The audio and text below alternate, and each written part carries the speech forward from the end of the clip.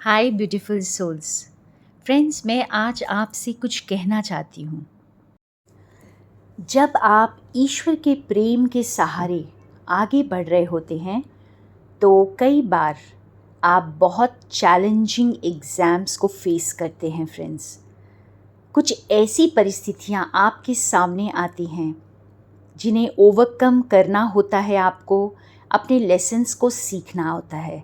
और ये सब होता है ईश्वर की ही मर्ज़ी से, क्योंकि जब आप सरेंडर्ड हैं तो आप जो कुछ भी एक्सपीरियंस कर रहे हैं वो आपके लिए एक्सपीरियंस करना कहीं ना कहीं उस स्पिरिचुअल लेवल पर ज़रूरी है, क्योंकि शायद वही आपका पर्पस है जो आपने दुनिया को संदेश देना है, जो आपने खुद एक्सपीरियंस करके ओवरकम करना है और दूसरों को भी उसके बारे में बताना है।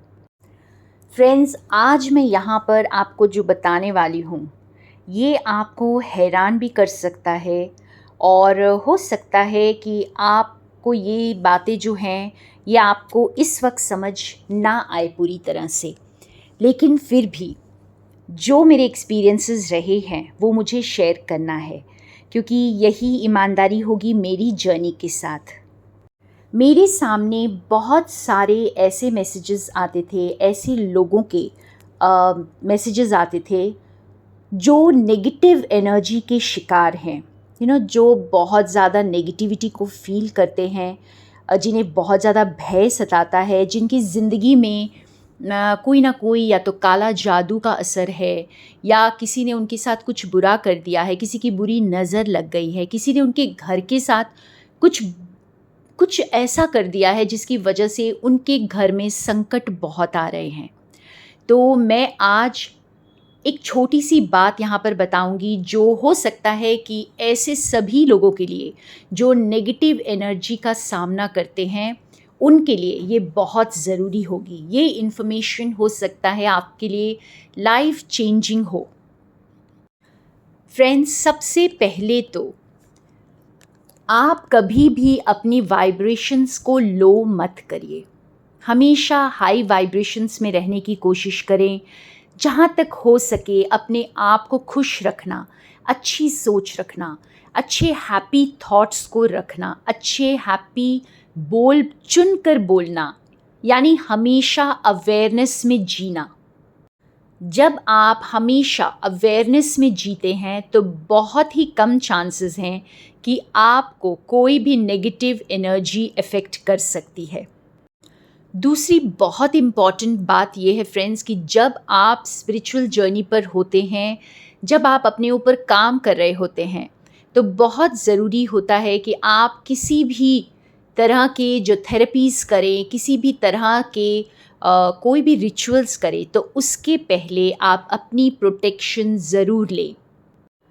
इसके ऊपर बहुत सारे आपको इन्फॉर्मेशन मिल जाएगी कि किस तरह आप अपनी एनर्जीज़ को प्रोटेक्ट कर सकते हैं। इसके नेक्स्ट में मैं वीडियो बनाऊंगी जिसमें मैं आपको ये भी बताऊंगी कि आप अपनी प्रोटेक्शन कैसे कर सकते हैं। और सबसे ज़रूरी यहाँ पर आज मैं आपको ये बोलना चाहती हूँ कि जाने अनजाने भी आप उन लोगों का ध्यान न करें या उन लोगों के बारे में ज़्यादा न सोचें जो अब आपके साथ इस धरती पर नहीं हैं। यानी अपने पूर्वजों के बारे में, अपने उन रिलेटिव्स के बारे में जो आपका साथ छोड़ करके जा चुके हैं। क्योंकि जब आप उनके बारे में ज़्यादा सोचते हैं, जब आप उनके बारे में बातें ज़्यादा करते हैं और उन इमोशंस को फ़ील करते हैं जो आप उनके जीते जी किया करते थे, या फिर उनको बहुत ज़्यादा याद करते हैं, तो वो शक्तियाँ आपके साथ आकर आपके साथ रहना शुरू कर देती हैं। आप उनको एक बार फिर अपनी ज़िंदगी में अट्रैक्ट करते हैं।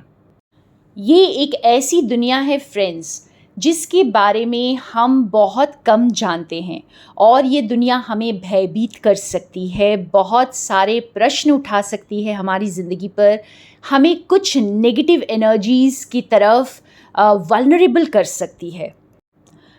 आई थिंक ये मुझे आज बताना बहुत ज़रूरी है सबको।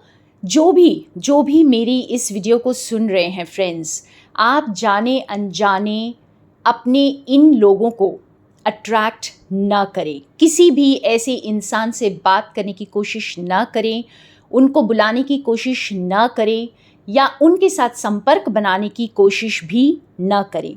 यहाँ तक कि तर्पणम भी आप अकेले अपने घर पर ना करें।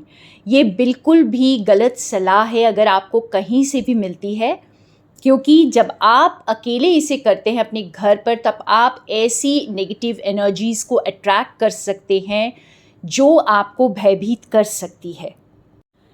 ये इसलिए होता है फ्रेंड्स कि हमें कोई अंदाज़ा नहीं होता हमारे पूर्वजों में, हमारे रिलेटिव्स में, हमारे प्रियजनों में जो भी हमें छोड़कर चले गए हैं, उनमें से कौन सी ऐसी सोल्स है जो बहुत पेन से गुजरी हैं, जिनका बहुत दर्द से सामना हुआ है, जो बहुत पावरफुल इमोशंस को जी चुके हैं। और जब हम ये सब नहीं जानते हैं तो इनको बुलाना और इनके साथ बातें करना या फिर इनको कोई भी ऑफ़र करना, ये बिल्कुल भी एडवाइजेबल नहीं है। मैं इस समय के लिए वेट कर रही थी जब मैं ये आपके साथ शेयर करूँगी, क्योंकि जैसे मैंने कहा कि कोई भी एक्सपीरियंस जस्ट लाइक दैट नहीं होता है। ये ज़रूर जब आप सरेंडर्ड जर्नी में हैं, जब आप एक फेथ के साथ आगे बढ़ रहे हैं, पेशेंस के साथ, सरेंडर, पूरी तरह से आप समर्पण में आगे बढ़ रहे हैं और आपके साथ ये एक्सपीरियंसेस होते हैं, तो ये ज़रूर कोई बहुत बड़ा संदेश है जो आपने दुनिया को देना है।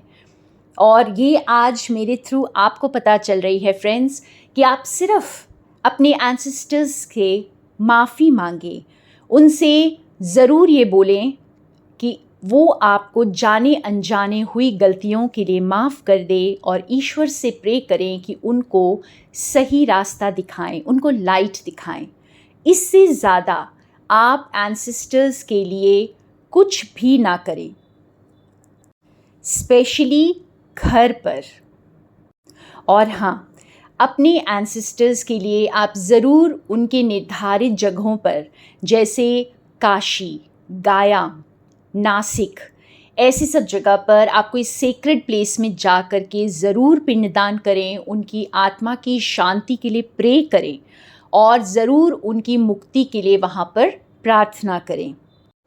और ये आप उन सब के लिए कर सकते हैं जो भी आपको याद आता है अपनी ब्लड लाइन में, जो भी आपके एंसेस्टर्स में आपको याद आता है, उन सब के लिए ये आप ज़रूर करें। और सबसे अच्छा तरीका होता है, अगर आप रिचुअल्स में कुछ करना चाहते हैं तो हवन करें।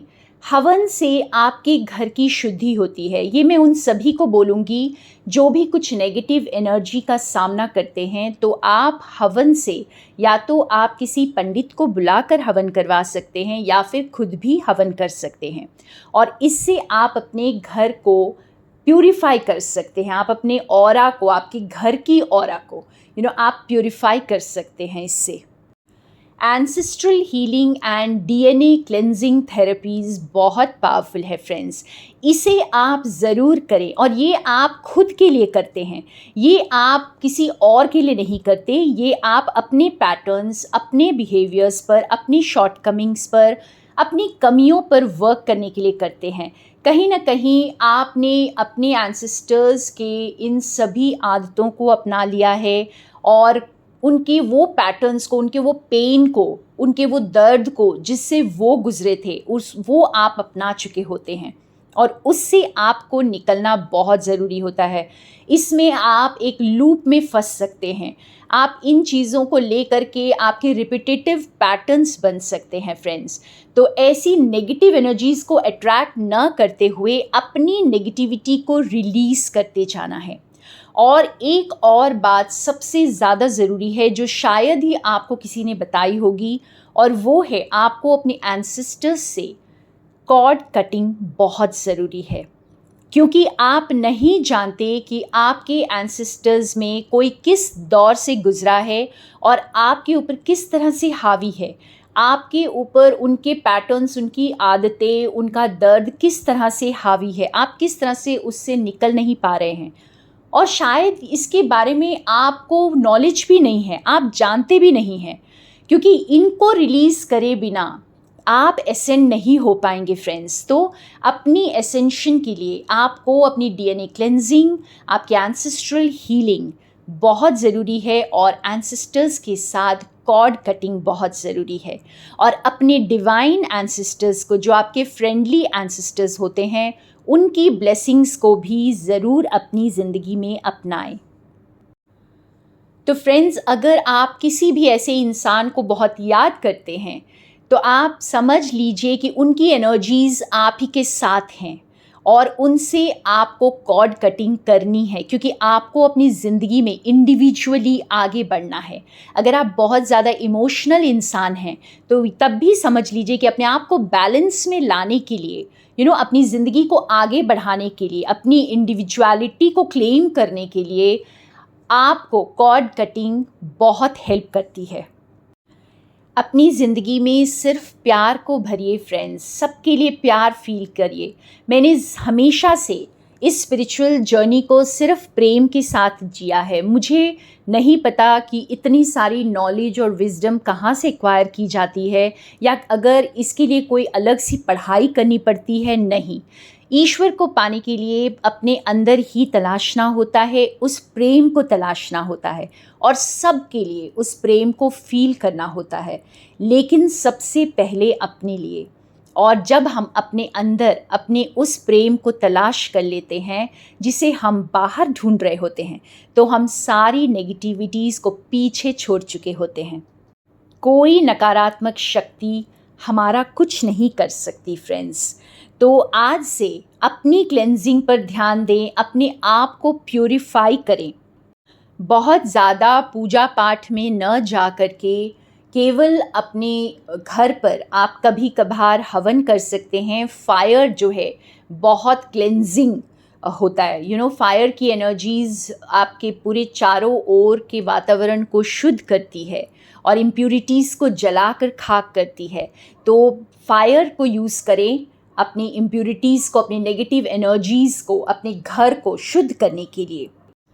और एंसेस्ट्रल हीलिंग के साथ, डीएनए क्लेंजिंग के साथ में और कॉर्ड कटिंग के साथ में अपने एंसेस्टर्स को हील करें, अपने एंसेस्ट्रल पैटर्न्स को हील करें, अपनी उन एनर्जीज़ को हील करें जो आपको अभी भी लोअर वाइब्रेशंस में स्टक रख रही है।